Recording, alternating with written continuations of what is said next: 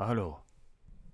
So I wanted to mention this one idea about. So basically, I'm trying to encapsulate this as short as possible. Um, I've been a nutrition coach since 2015, and I didn't know it was going to lead me down towards so much exploration.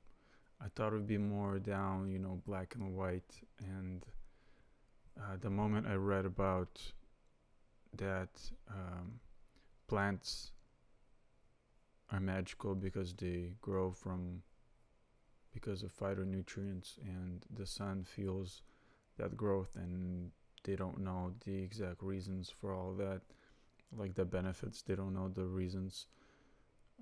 Therefore, it's magic. I remember that moment was when I was like, I was still more less rationally based. I feel like now I'm both more. Like I use both, like intuition and reason. And at that time I was more neither. I was just immature, 10 years ago, 9. And I've come to realize that I'm going to need to explore nutrition further. So I went into flexible dieting. I did macro counting, which was rational, which made sense for a while. Like I was boasting on posts that I'm eating ice cream daily, and I'm fitting whatever works for me. And I would kind of eat like a rainbow diet in a way. I know that's kind of like trendy to talk about the rainbow diet is a scam. So I was doing spinach, kale, some nuts, olive oil, a balanced diet. And I got in shape, but I was also really struggling. Like I would have most of my energy just for the gym because I would take my pre-workout. Otherwise, I was becoming miserable, impatient, angry with the world, just bitter, pain in my body, like arthritis that I honestly for a long time, like this is how retarded I am in a way. I thought having pain was just normal. Like having knee pain, like I wouldn't squat for often because I had knee pain. But I thought it was just because I squatted wrong. Like I would research the shit. I was like, why do my knees hurt? Am I squatting wrong? So I would try a wide stance, blah blah. And uh, over all that time, my knee pain is gone right now, and I could squat with my knees in. I could squat with my knees out. I have no issue.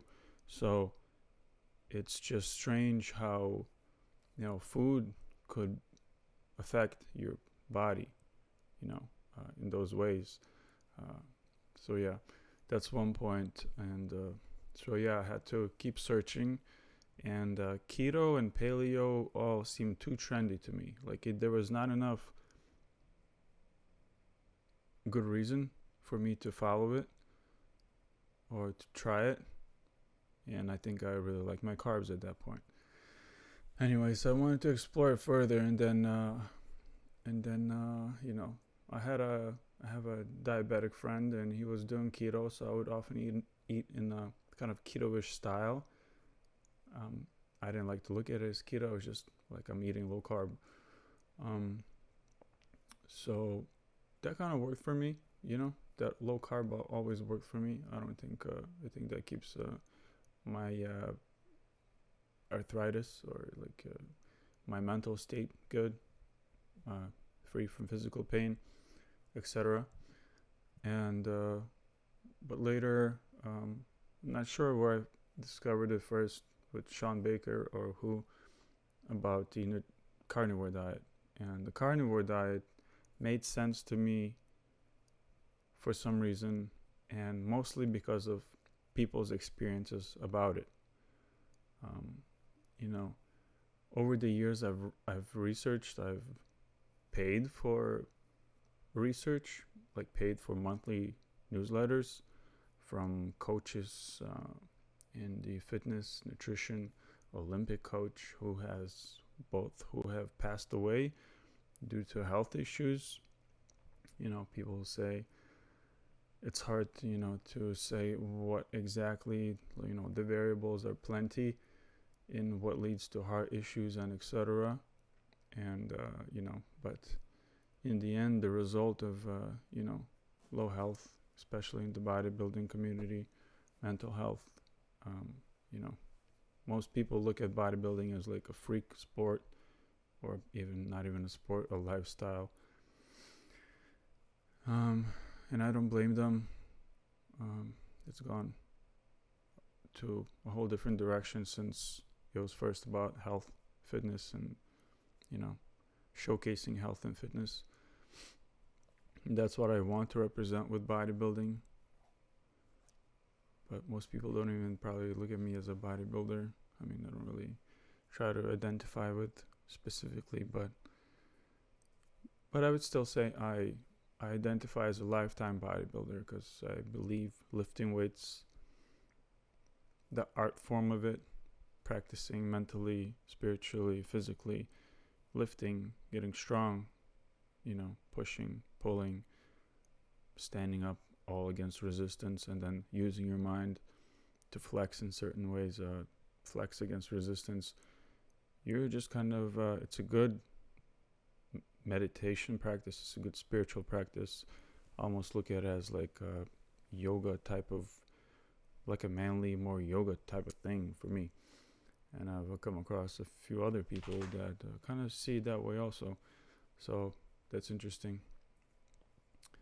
Anyways, exploring carnivore past 3 years has been interesting. I felt like I wanted to scream from the top of buildings to say, hey, dude, this might fix a lot of people's issues.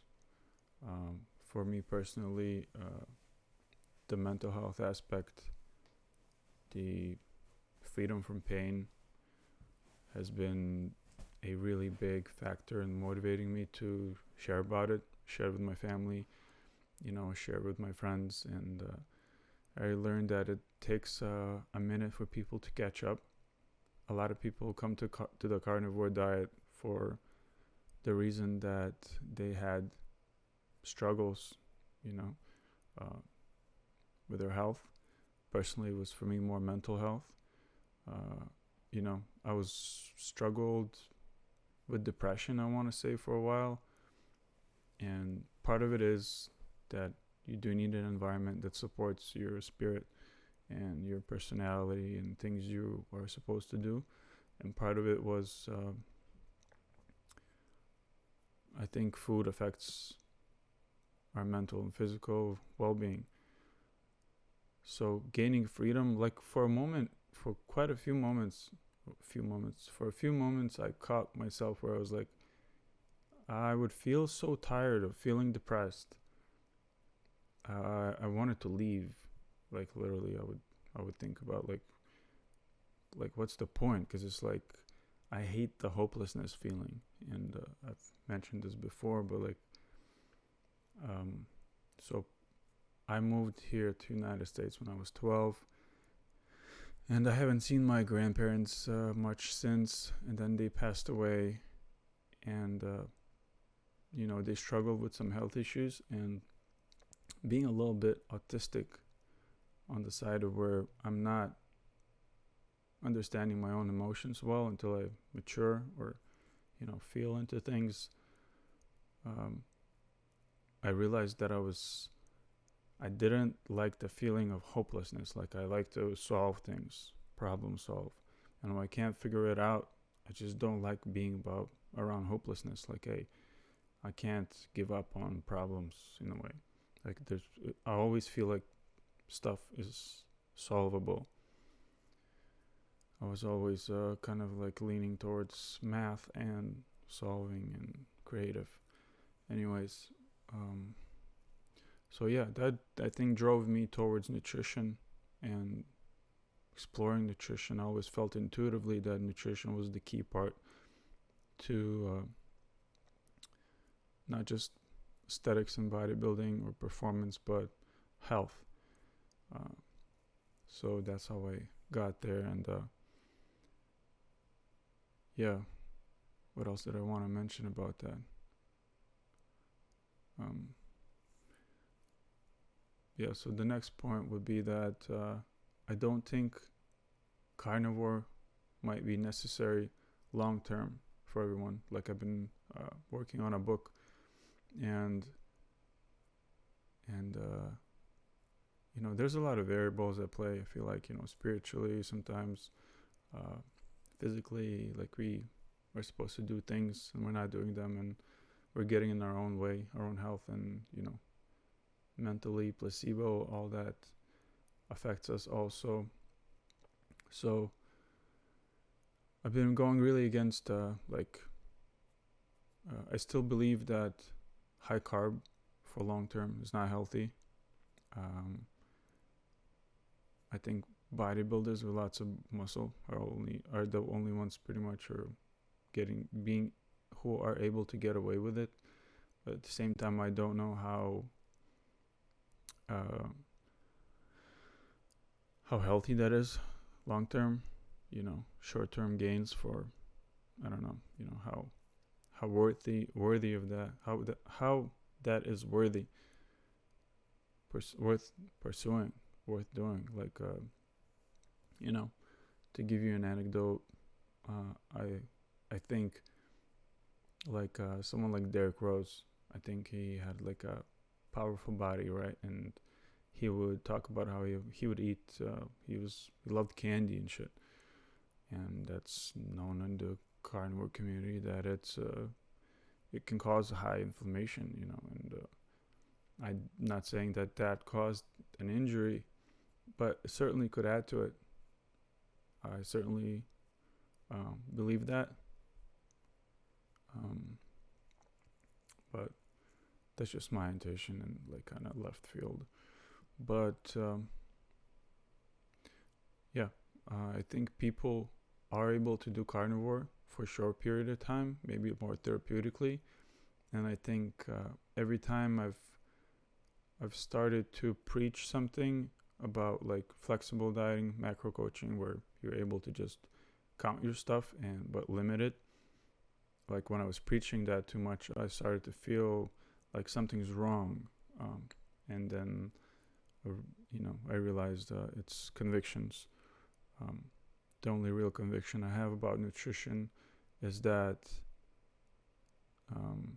you need enough protein for nourishment, for rebuilding, you know, health, and any other convictions like you need carbs. I don't have a conviction on that. I do know we need fats for hormones. But again, there are contexts where maybe someone needs carbs. Maybe there are no fats around. Maybe, you know, you're starving, and maybe you should eat some carbs, you know, for energy. It's not good to fast long term. So there's context, and I've always, even when then I started getting to carnivore, and I would preach its benefits because I was so excited about sharing how well it's been for me. And you know, right now they're halting research on it, which is not helping, because most of the science-based bros are like keep repeating the old research of like high carb is better. And then there was just this guy who did I think 5 marathons in 4 days on just fat alone, like animal fat, and he said he had more energy. So it's strange. It's, you know, it needs more research, which is just time and measurement to prove something to people, what carnivores are kind of experiencing, or keto. And also, it takes people time to adapt, to become fat adapted. It could take years, especially when you think about people are carb adapted. Most of our cultures are now carb adapted. unless they're living out in the ranch and eating just meats and or hunting and you're eating that, they prefer that. But otherwise, most of us are carb adapted, sugar adapted. So if you eat for 20 years like that and you expect your body to just run on fats right away, that might be difficult. And then, coffee might play a part in it. But yeah, I think it's important to watch out for convictions.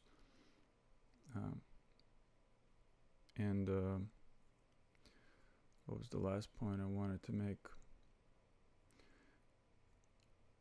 Yeah, I think especially as a nutrition coach, obviously I have to try and see how I could sell this, morally, ethically to people in a way, like sell watching out for their health by watching their nutrition, by what they eat, and telling them there's only one solution, I think is like intuitively feels off to people.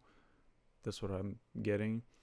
And I feel that because everyone has different goals and different contexts, and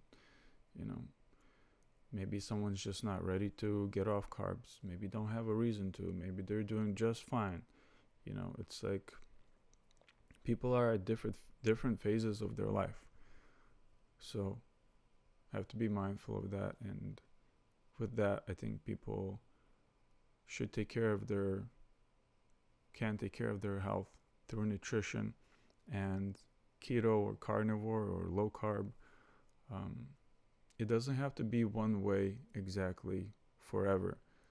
So it's important to just focus at your goals at hand. For me, when I chose, it was like health above aesthetics,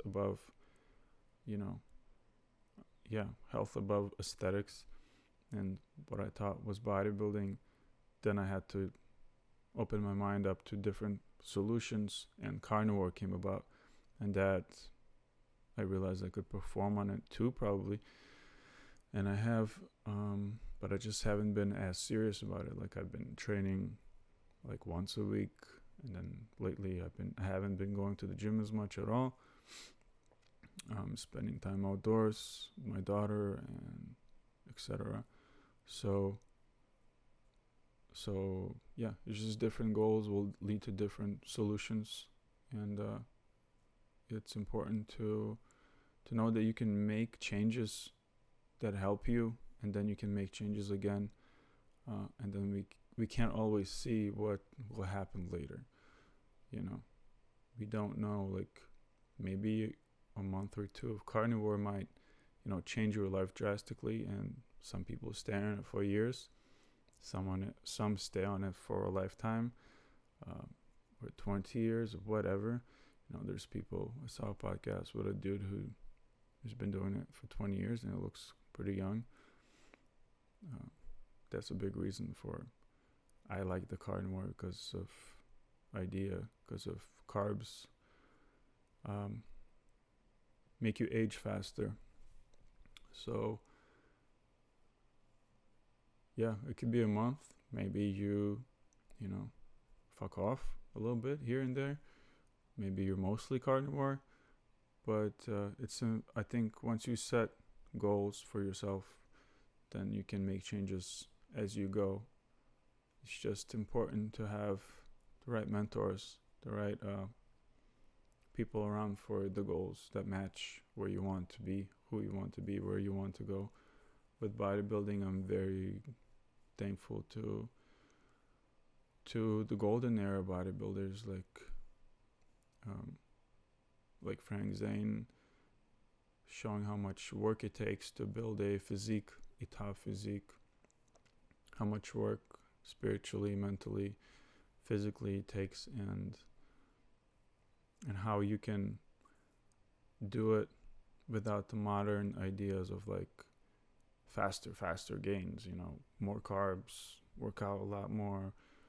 But then you see that these guys were, like, a lot of people are still inspired by 80s, 70s bodybuilders because they looked aesthetic and beautiful and healthy by, not being science experiments. And what I see in bodybuilding as a kind of like a circus.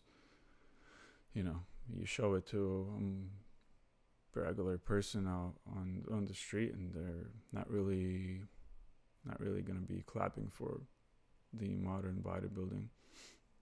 So yeah, I think I wrapped up all I wanted to share about bodybuilding and nutrition, and a little bit about my journey, how I've been perceiving it and exploring it, and I'm going to continue exploring it.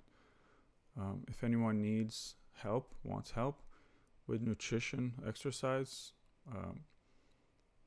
go ahead, message me, email me at PumpingShark@gmail.com. If looking for monthly mentoring, we can talk about that. Obviously, I'm not going to have too much space for many people to do monthly because I really like working one-on-one, in the sense of I just don't want to spread myself too thin. I've always been had this concern of people. There's these people that sell the idea to coaches of like, here, just do this program, do this, and just sell this, and boom, you got 30 clients per month. But I don't really have the capacity for that many people. I want to care, offer my best without becoming inefficient or what I can to them. So I'll probably be open to helping 3 to 5 people per month at max. And because I have other things I've got going on. I'm into music. I want to write a book, and I DJ, make music. I'm a full-time dad. There's a lot I want to do. That'll be all. Cheers to well-being. Pumping Shark out.